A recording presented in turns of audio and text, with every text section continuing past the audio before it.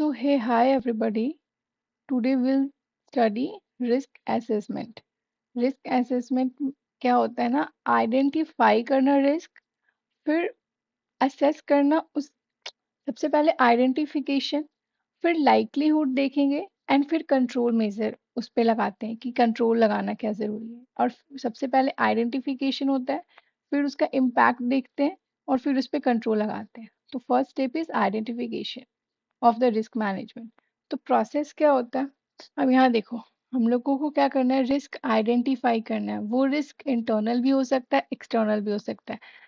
Threat and vulnerabilities. Okay, ये chapters ना की वर्ड्स पे याद करो। जैसे रिस्क आइडेंटिफिकेशन में क्या है कि हम लोग यहाँ external internal events, threats and vulnerabilities देखते हैं। Okay, risk identification in risk questionnaires, हम लोग डॉक्यूमेंट करते हैं questionnaires and risk register maintain करते हैं और फिर कम्युनिकेट करते हैं रिस्क टू मैनेजमेंट। ठीक है, तो यहाँ पे आया document in risk questionnaire and risk register requires business knowledge. अभी हम लोगों को रिस्क आइडेंटिफाई करना है, तो उसके लिए हम लोगों को बिजनेस का अंडरस्टैंडिंग होना चाहिए। तो रिक्वायर्स बिजनेस नॉलेज, KPIs, की परफॉर्मेंस इंडिकेटर्स, क्रिएटिव थिंकिंग होना चाहिए and indicators of problem, industry में ट्रेंड कैसा चल रहा है रिस्क के रिगार्डिंग, है ना। तो indicators of problems and industry trends. अब रिस्क का जो अप्रोचेस होता है वो टॉप डाउन हो सकता है या बॉटम अप हो सकता है। अब ये जूनियर से सीनियर बॉटम अप और ये senior to junior top down. तो ये मोर इफेक्टिव कौन सा होता है, मोर इफेक्टिव अप्रोच होता है हमारा टॉप डाउन। ओके, ये ऐसे क्वेश्चन पूछेंगे कि कौन सा अप्रोच रिस्क आइडेंटिफिकेशन में मोर इफेक्टिव होता है, तो उधर जो टॉप डाउन होगा उधर मोर इफेक्टिव ऑप्शन में रहेगा टॉप डाउन, उसको टिक लगा के आना ऐसे। ठीक है, now come to participants, managers, project team, subject matters, customers, users, stakeholders, external experts. ये तो कॉमन सेंस का है, ये क्वेश्चंस में तो आएगा। तो ठीक है कि पार्टिसिपेंट्स कौन कौन सा होता है, आइडेंटिफिकेशन हम लोगों को रिस्क करना है तो क्या क्या स्टेक होल्डर्स, हम लोगों को सब कुछ ध्यान में इंटरनल एक्सटर्नल सब कुछ रखना पड़ेगा। हमने लास्ट चैप्टर में भी पढ़ा था internal and external stakeholders ये सब। ठीक है, नाउ हम लोगों को रिस्क आइडेंटिफिकेशन करने में क्या क्या चीज़ कवर करनी चाहिए, तो हम लोग लीगल एस्पेक्ट्स को भी देखेंगे, सोशल एस्पेक्ट्स को भी देखेंगे, कम्युनिटी पॉलिटिक्स, सब चीज़। बहुत different different kinds of risk हो सकते हैं, बहुत सारे वेरिएबल्स जिनकी वजह से रिस्क आ सकता है।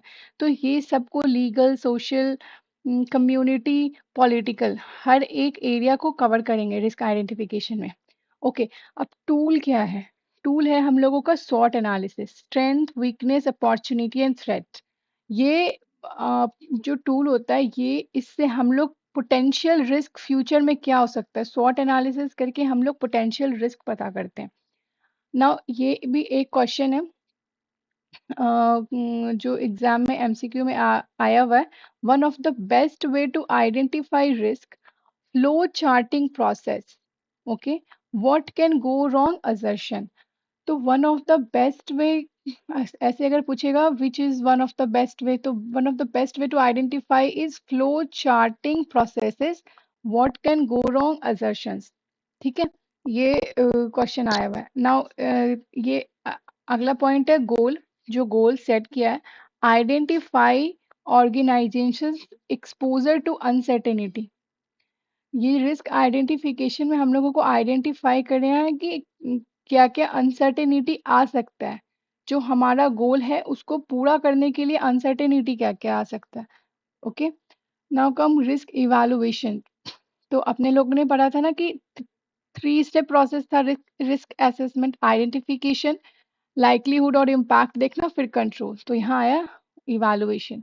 अभी इवैल्यूएशन में विल सी कि इवैल्यूएट करना प्रोबेबिलिटी ऑफ फेलियर्स क्या हो सकता है ना, थ्रेट, थ्रेट क्या है, एंड कैलकुलेट करना कि इम्पैक्ट ऑफ एक्सपोजर, मतलब कि कितना डैमेज और लॉस हो सकता है, इम्पैक्ट ऑफ, अगर वो रिस्क के साथ एक्सपोजर हुआ तो उसका इम्पैक्ट क्या होगा, है ना। Evaluate probability of failures, threats and risk.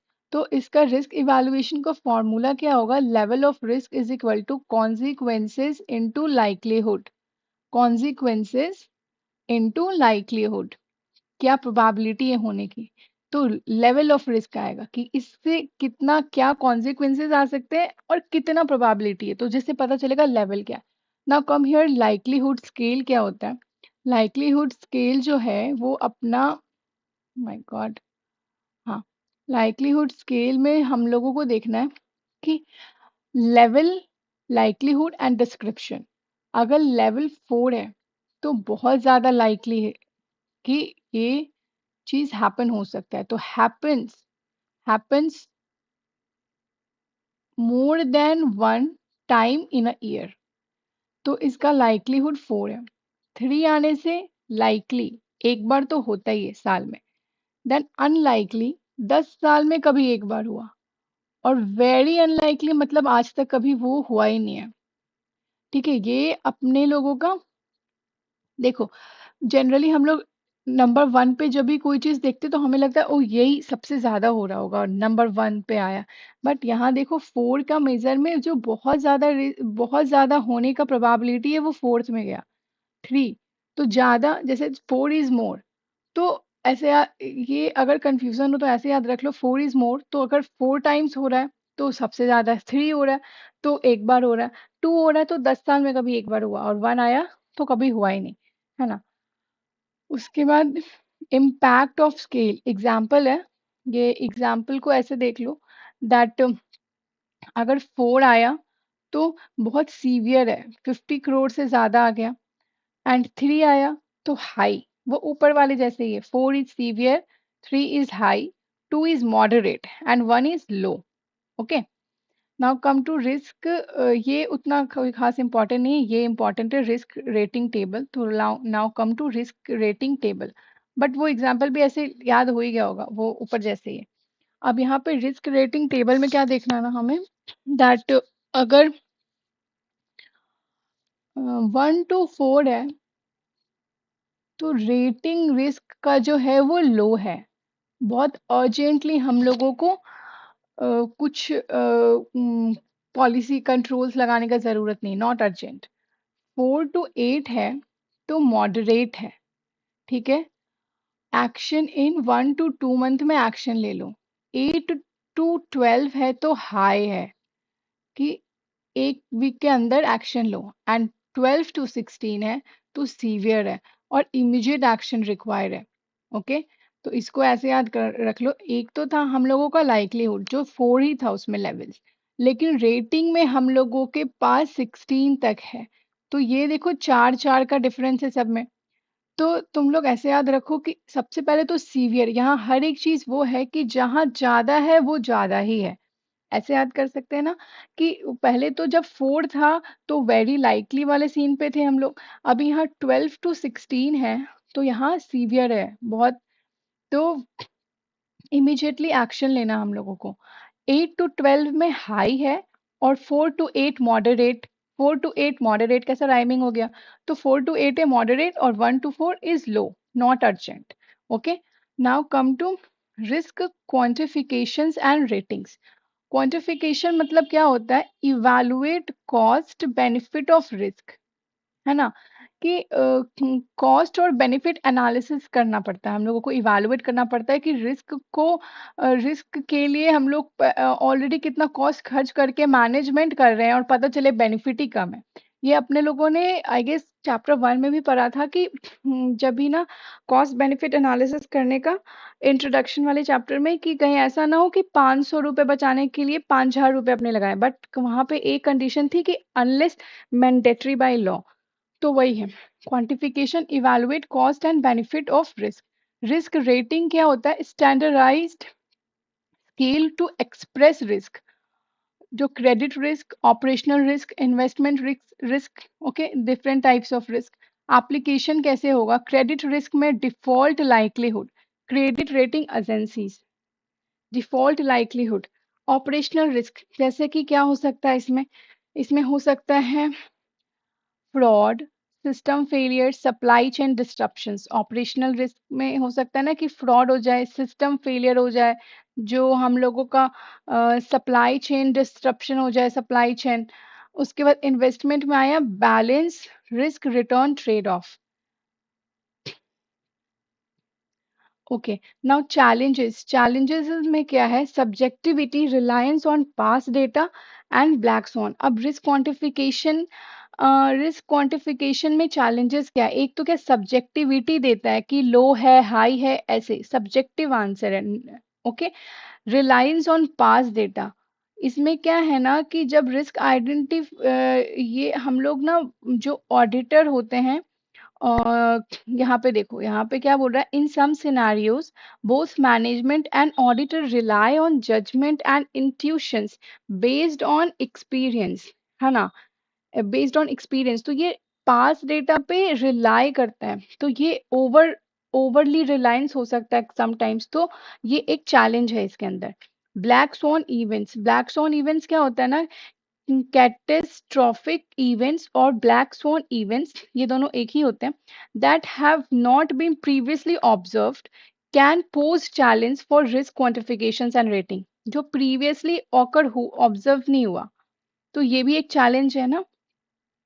ठीक है, ठीक है, ये भी एक अपना चैलेंज हो गया। तो यहाँ पे अपने पढ़ा risk quantification and ratings.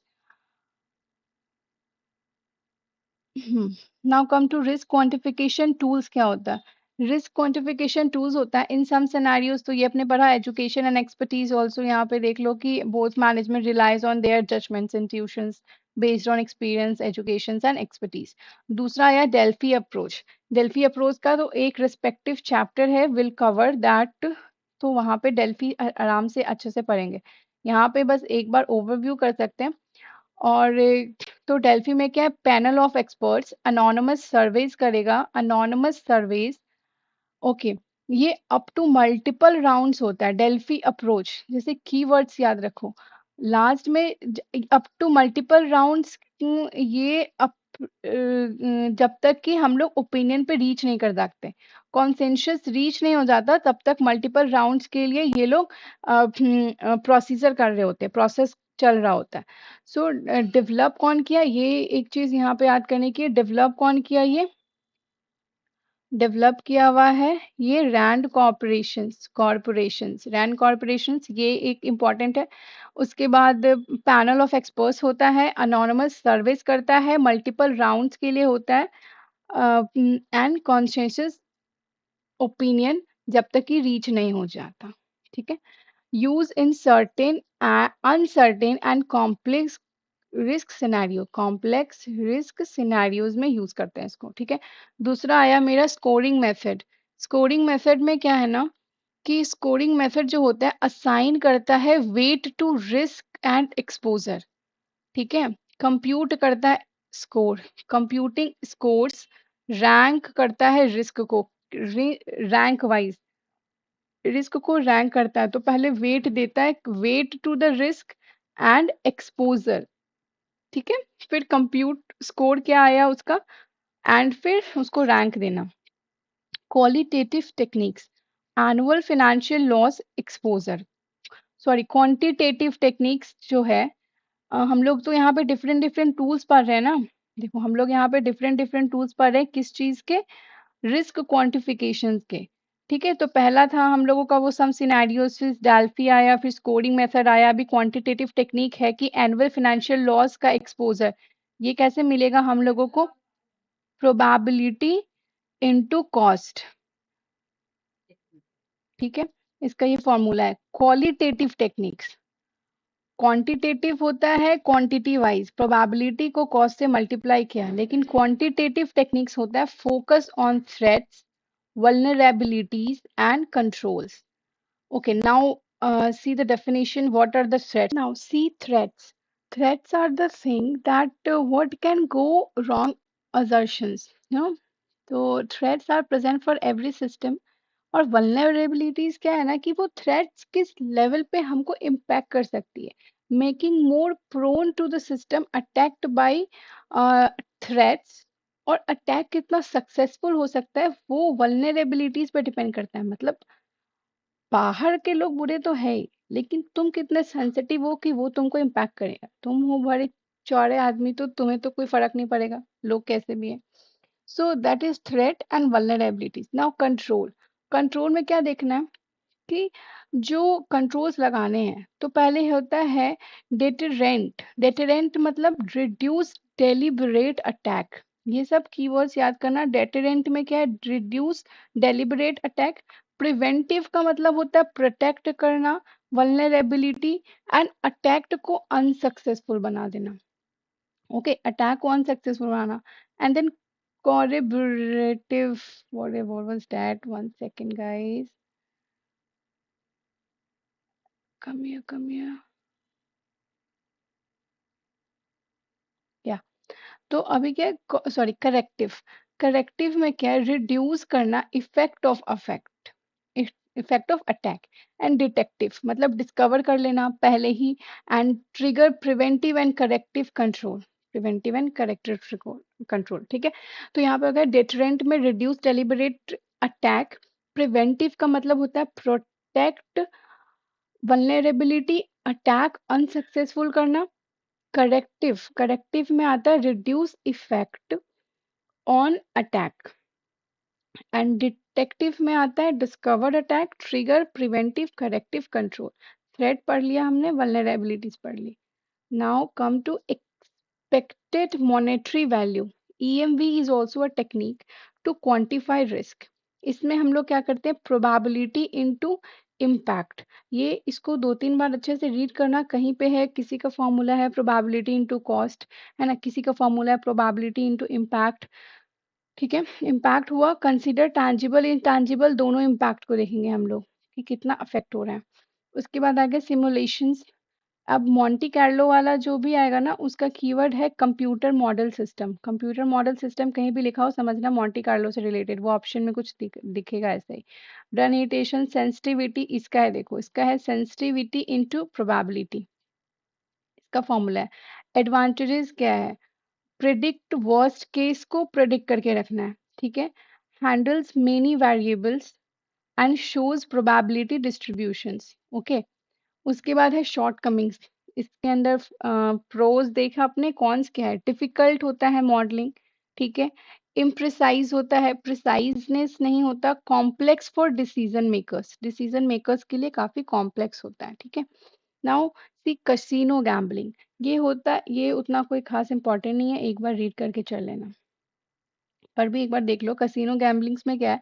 Fundamental appeal of this analysis is that it provides decision makers with probability distribution of NPVs rather than a single point estimate of the expected NPVs. Okay, so casino gambling में fundamental appeal of this analysis is that it provides decision makers with a probability distribution of NPV rather than single point estimate of expected NPV. Now come to decision tree analysis. This is important. So sequential decision making with probabilities and NPVs. Probabilities and NPVs. Decision tree AFM में पढ़ते हैं ना हम लोग। तो यहाँ पे आया स्टेप्स, क्या होता है इसका? Define investments, identify alternatives, draw decision tree. अपने लोग ऐसे बनाते हैं ना, ये एक पॉइंट है यहाँ, अगर अगर यहाँ पे ये हुआ तो ये होगा, पॉजिटिव होता है, ये नेगेटिव होता है। फिर यहाँ के बाद पहला साल का, फिर मान लो ये दूसरा सिनेरियो, फिर जैसे मान लो ये अभी 20 रुपए है।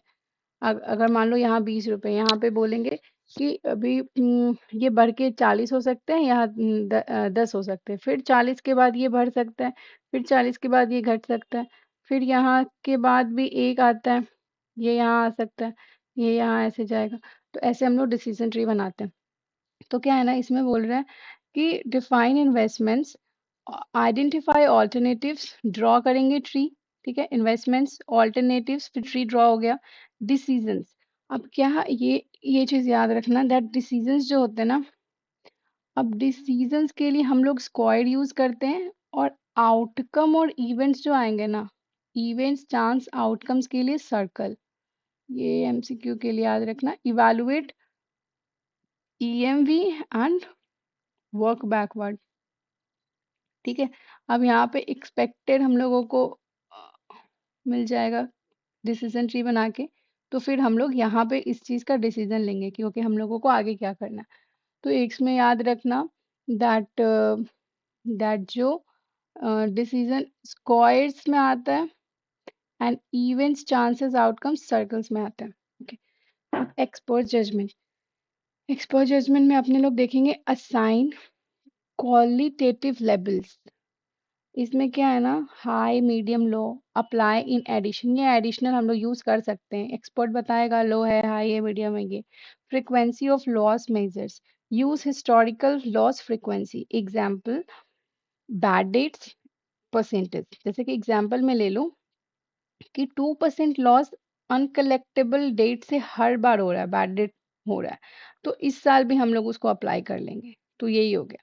अब सिनेरियो एनालिसिस देखो, सिनेरियो एनालिसिस जो होता है वो सेंसिटिविटी और सिनेरियो, तो सेंसिटिविटी एनालिसिस जो हम लोग करते हैं ना, उसके अंदर हम लोग एक वेरिएबल्स को एक बार लेते हैं, लेकिन जब सिनेरियो एनालिसिस करते हैं तो सारे वेरिएबल्स को एक साथ लेते हैं। तो ये काफ़ी कॉम्प्लेक्स होता है थोड़ा एनालिसिस। ये टेस्ट बेस केस ले सकते हैं हम लोग सिनेरियो में, different different scenario. Okay, test base case, best case, worst case, potential effect of different scenario on the business. जैसे कि हर केस में एनपीवी क्या है, फिर उसके बेसिस पे डिसीजन लेंगे। ये होता है use for economic downturns, market risk and strategic planning. Now come to risk prioritisations and heat matrix. ये क्या होता है ना कि आफ्टर इवैल्यूएशन हम लोग क्या देखते हैं ना, दैट जो आफ्टर इवैल्यूएशन हम लोग देखते हैं प्रायोरिटाइजिंग रिस्क फॉर मिटिगेशन, कौन रिस्क कितना, किस रिस्क को कितनी प्रायोरिटी देनी है फॉर मिटिगेशन। ठीक है। रिस्क मैट्रिक्स हीट मैप जो होता है, ग्रिड होता है showing impact versus likelihood. Okay, now categories देखते हैं हम लोग यहाँ पे। जो रेयर होता है ना, प्रोबेबल, और एक होता है नेग्लिजिबल, एक्सट्रीम। कलर कोडिंग देखना है, रेड होता है वो सीवियर होता है जिसके लिए इमीडिएट एक्शन लेना है। ऑरेंज होता है, ऑरेंज जो होता है ना वो क्या होता है ना, orange require active mitigation, high impact होता है एक्टिव मिटिगेशन कराना है इसका। और जो येलो होता है, येलो में क्या है, that yellow medium medium risk है, मॉनिटर करके चलो। और ग्रीन तो लो रिस्क। ठीक है। बेनिफिट होता है easy visualisation of the critical risk, prioritise कर पाते हैं हम लोग, स्टैंडर्डाइजेशन हो जाता है रिस्क का और कम्युनिकेट कर पाते हैं स्टैंडर्डाइज।